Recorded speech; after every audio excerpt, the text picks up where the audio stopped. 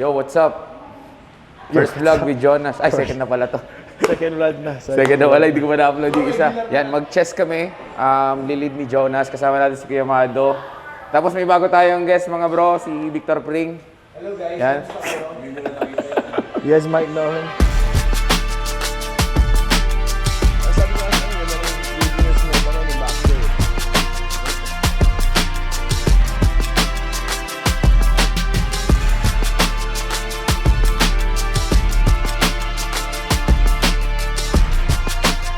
Start tayo dito, dalawang working set lang. Siguro isa pang warm-up, tapos dalawang working set. Siguro mga 6 na movements, chest at shoulder.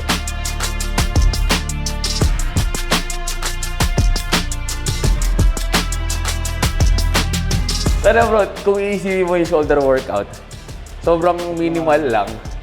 Pero ang nangyayari kasi, yung proper talaga yung lateral ng moves na gumagawa eh, no? Oo. Sa deltoids, tingnan mo, redundant lang naman ginagawa, lateral lang, variation lang, depende lang kung saan mo mas ma-feel yung lateral mo. Ito kasi yung may study bro na ano, di ba? Yung chest tsaka hamstring. Ano? Yung stretch-mediated hypertrophy. Oo, oo. Diba? So kaya, Kailangan beneficial pa rin yung super stretch talaga dito. Ganun lumaki yung chest ko, man. Talagang like full stretch lahat. Kahit yung ano, incline. Incline ko talagang naglalagay ako ng pad para Mas gumanon bumaba. talaga. Oo. Kasi hindi kaya pag wala.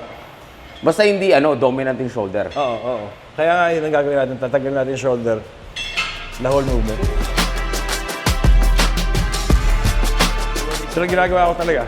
4 movements in the last 10 years, bro.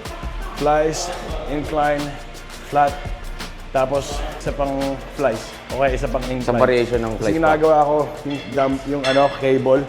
Kasi binubuo ko yung chest. So pagka ako, lumalaban ako talagang buo kasi hanggang dito. Magagandang chest, si Potvin. Ang nakalaban lang sa akin siguro malapit, si Potvin tsaka si Jason Hune. Yung tatlo kami. Pagka yung chest day talaga, sabog bro. Yung dulot nila dito. Oo. Pero ang kulang nila yung yung detail. Yung dito. Yung club. Oo. Yung inner. Ang inner talaga, part ng club. Ang inner talagang gagawin mo. Yung elbow mo, ganito na.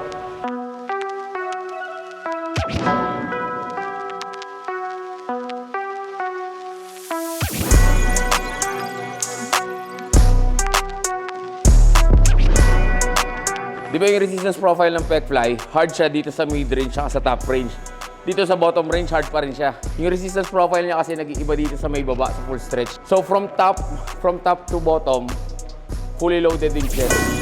Extend mo pa yung kamay mo sa likod. Extend mo pa ito. Bidang elbow.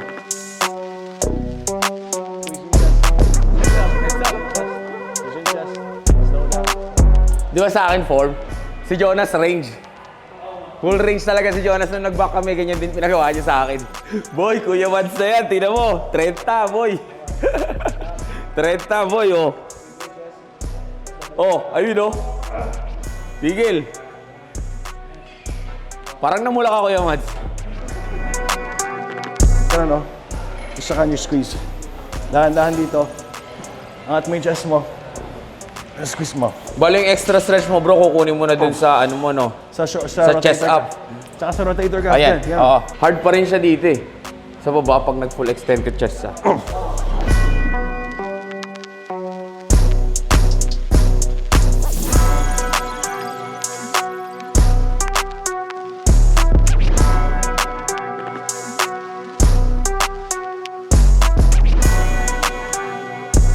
Chest up. Extend kamay, chest up. Yan.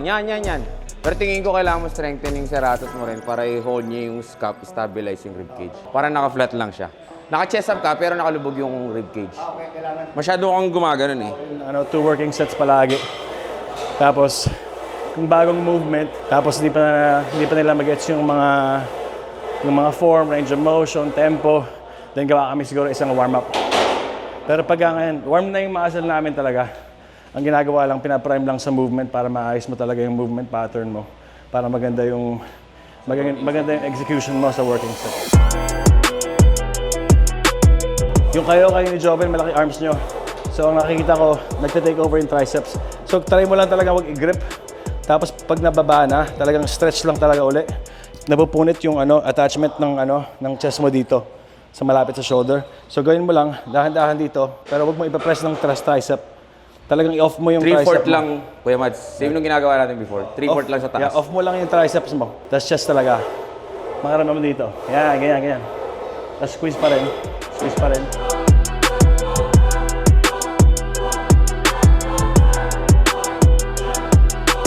Actually, if dominant yung tricep yung arms niyo dito, pwede nyo i-wider grip. Kasi mostly nung nag-take over na tricep, if super neutral, ay close yung grip natin. Tapos usually yan, naka-full grip. So para ma-external natin yung arms, mas advisable talaga na suicide. Pero make sure nyo na na-practice nyo na maayos yung suicide grip.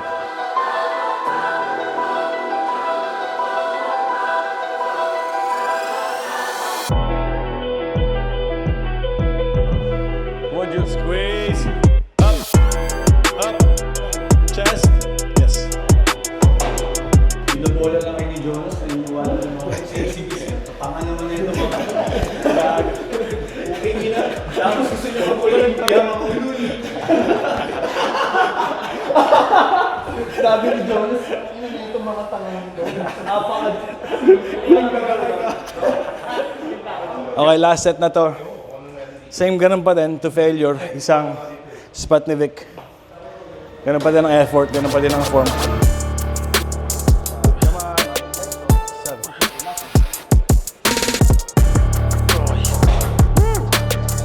Pre, paangat ko ng paangat ha. May level spin, kasi kasama. Na. Tapos, yung akin, divide by divide.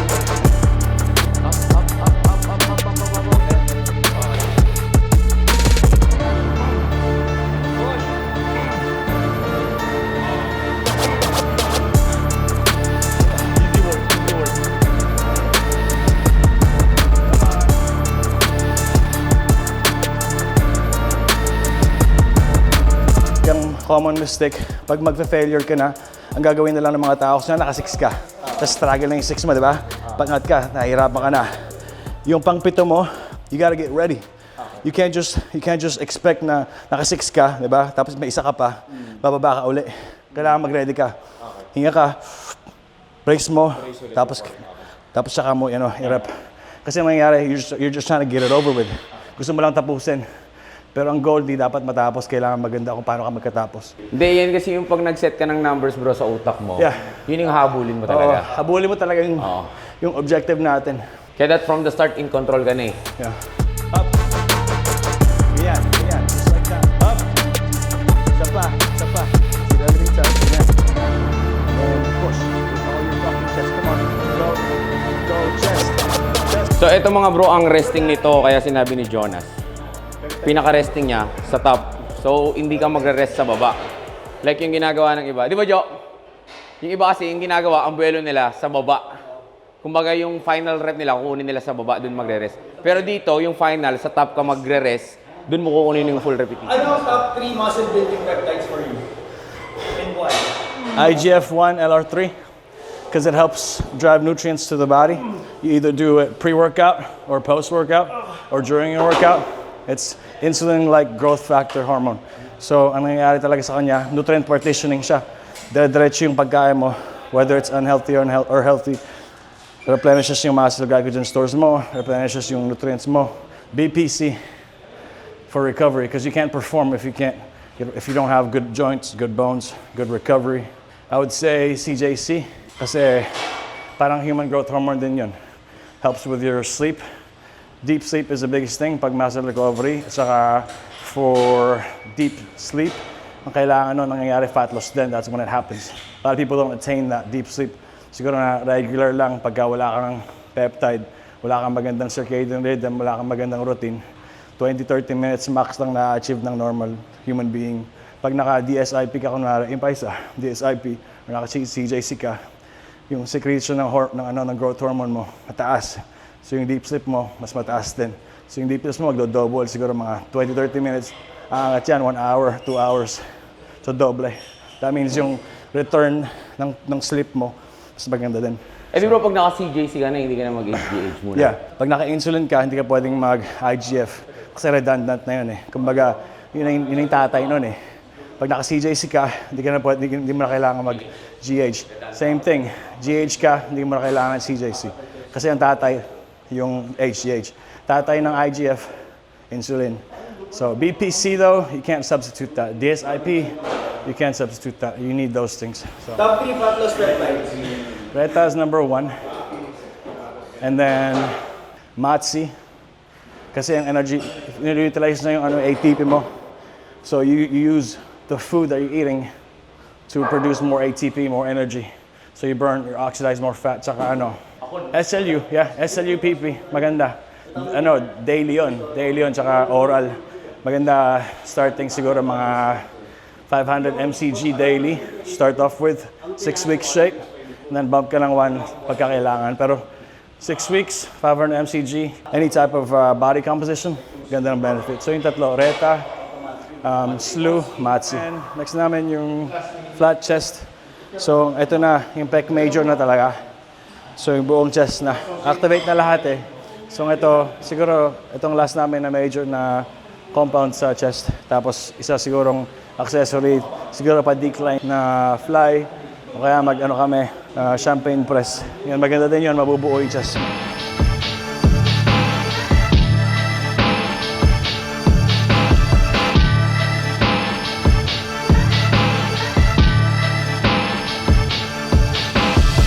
So ngayon, volume talaga. So last set namin, 50 reps total.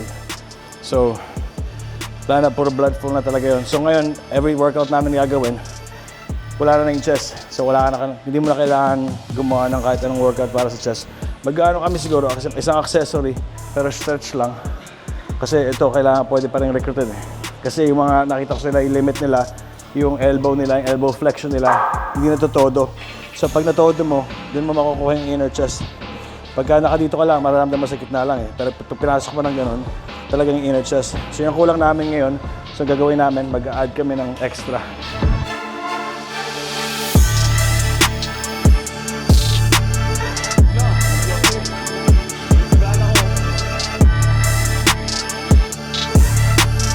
Okay, so ang last natin na finishing touch lang. Pwedeng dumbbell din or cable. Siguro 12 lang, wala nang intensity, puro lang, stretch tapos squeeze lang. Pero pag talaga, paikot yung natin, pinky. Yung yung chest mo kailangan talaga tumatama sa chin. Yun. Mga 12-15 lang, di naman mabigat na eh. Tapos ang technique, yung natin, yung pinky natin talaga yung aangat ng ganun.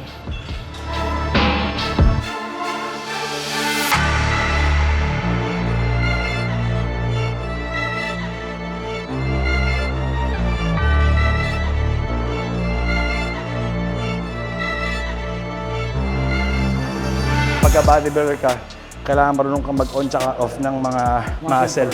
Oo, lalo pa pagka mabigat. So yun ang sekreto pagka bodybuilder talaga. Madali magpalaki kasi workout natin intense na eh. Ito ang natin, ito ang na-enjoy natin, di ba? Pero pagka talagang top level, kung tatayo ka sa Olympia, tapos gusto mong maging top 20, top 15, top 10, top 5, kailangan talaga hindi lang yung training split mo, kung paano ka mag-train, training frequency mo, kung ano yung recovery mo, kung ilang workout yung ginagawa mo sa arms mo, kung ano yung mga nata-target ng mga workout mo. Ito, di ba? Inuna natin fly. Wala kang activation ng tricep nun. Kasi hindi nagbe-bend yung elbow mo eh. Tsaka hindi pumapasok dito. Di ba? So wala tayong close grip, so off lahat yung tricep. Nung nag-press na tayo, kahit nakaganito kayo, nag-elbow pa din, nag-aano pa rin yun eh. So tricep pa din. Oo.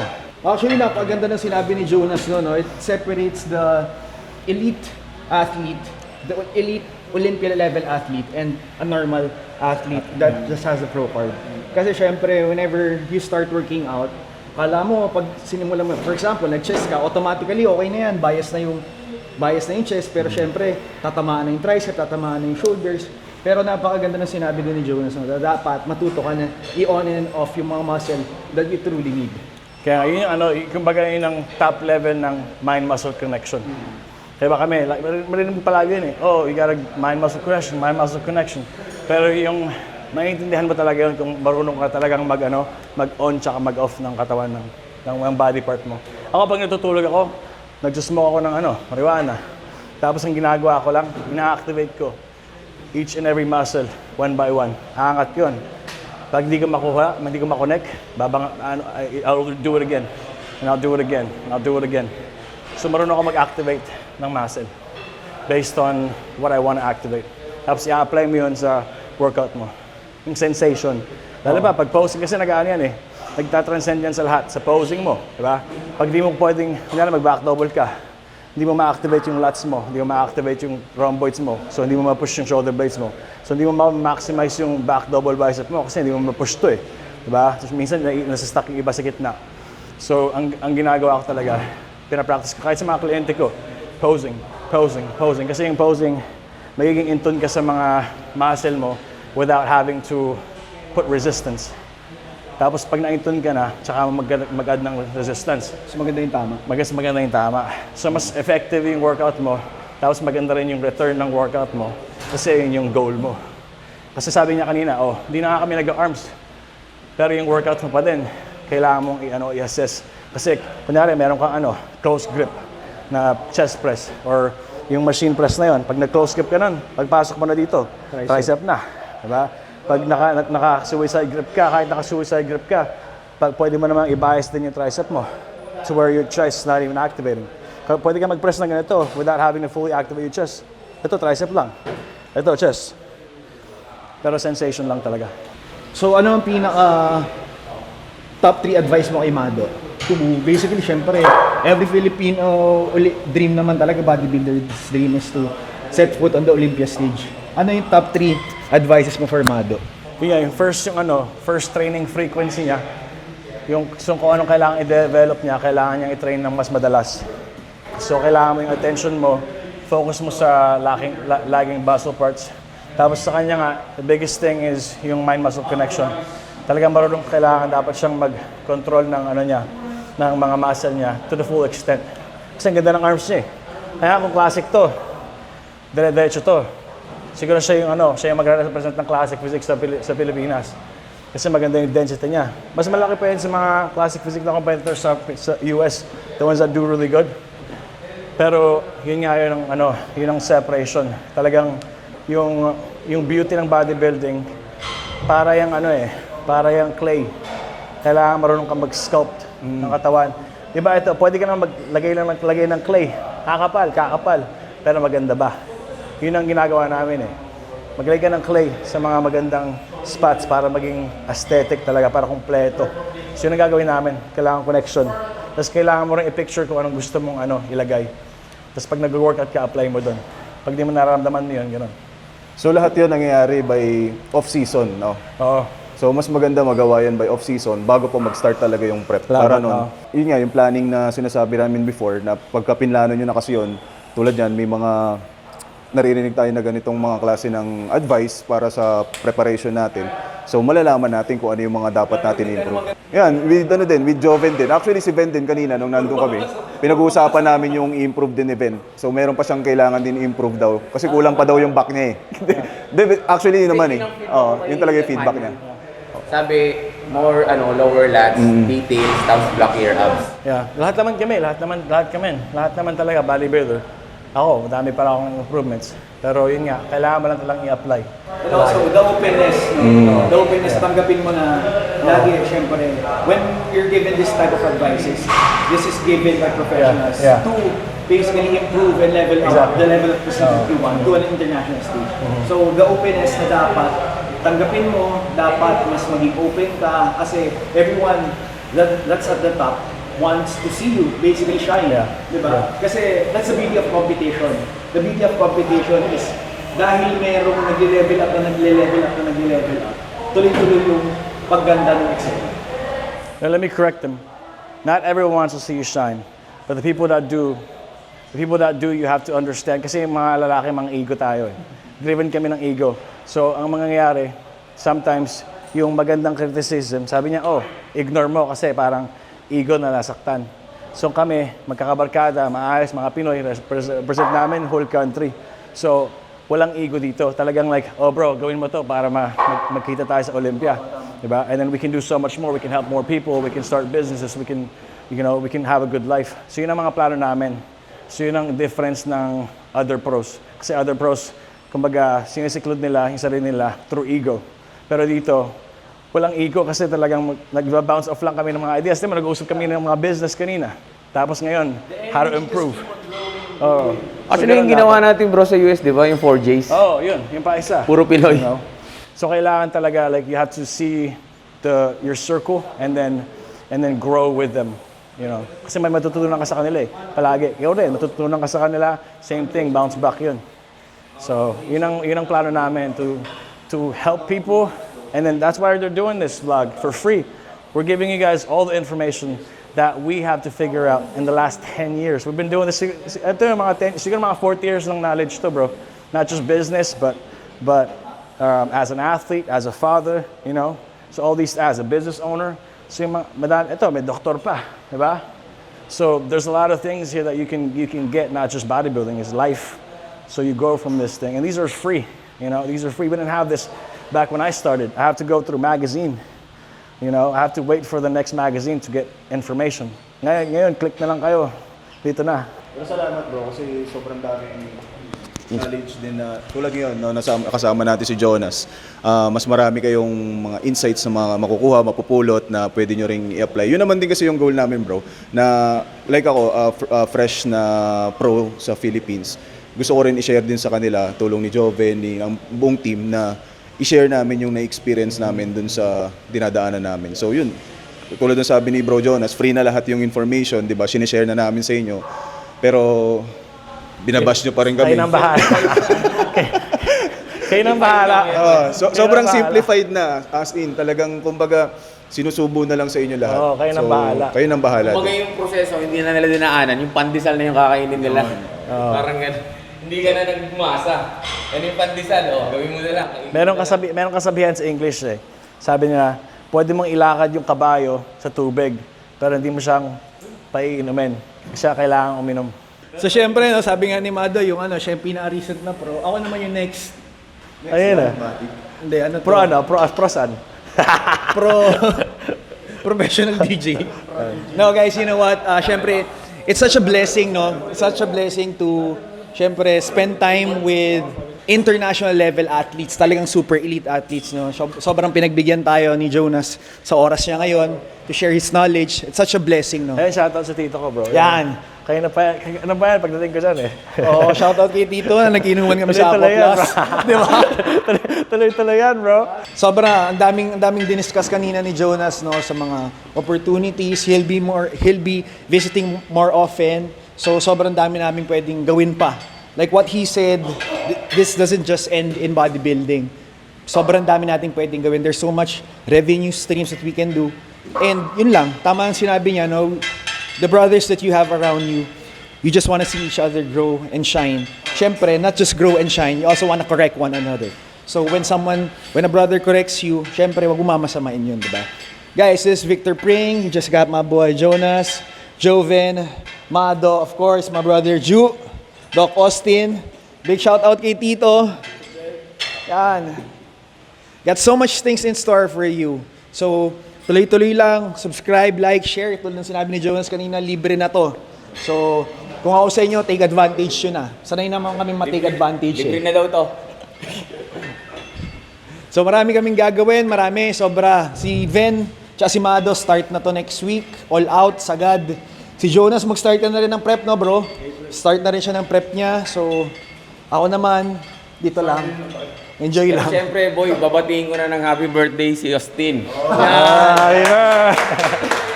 Diba? So, ganun lang. Marami tayong gagawin, maraming in store. Siyempre, guys, sabihin ko na dito, Olympian Mega Gym, available for franchising.